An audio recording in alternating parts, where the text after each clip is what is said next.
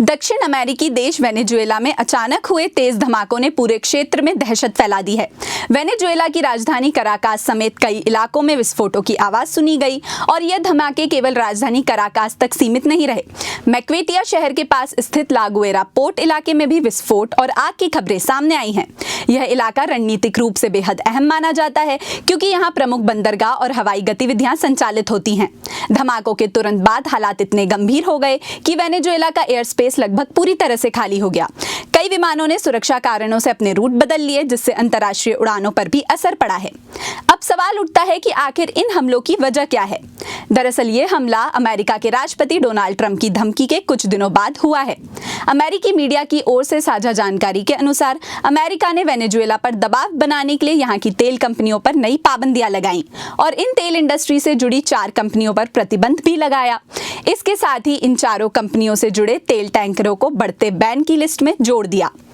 America का कहना है कि वेनेजुएला और ईरान ने बैलिस्टिक मिसाइल और ड्रोन तकनीक का बड़े स्तर पर व्यापार किया था।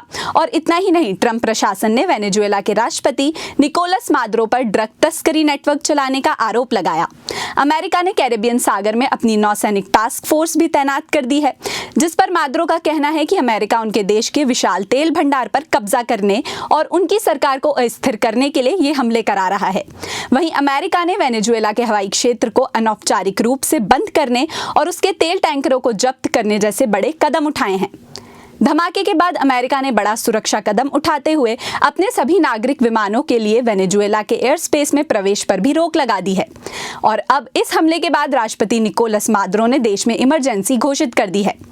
विश्लेषकों का मानना है कि अगर कराकास पर हमले की पुष्टि होती है तो यह पूरे लैटिन अमेरिका के लिए गंभीर स्थिति पैदा कर सकता है। वेनेजुएला पहले से ही राजनीतिक और आर्थिक संकट से जूझ रहा है और ऐसे में किसी बाहरी हमले की आशंका क्षेत्रीय अस्थिरता को और बढ़ा सकती है। फिलहाल अमेरिकी सरकार की ओर से हमले से जुड़ा कोई आधिकारिक बयान सामने नहीं आया है, लेकिन अमेरिका ने इस इलाके में अपनी सैन्य मौजूदगी बढ़ा दी है और राष्ट्रपति निकोलस मादुरो, उनकी पत्नी और परिवार के सदस्यों पर भी बैन लगा दिया है।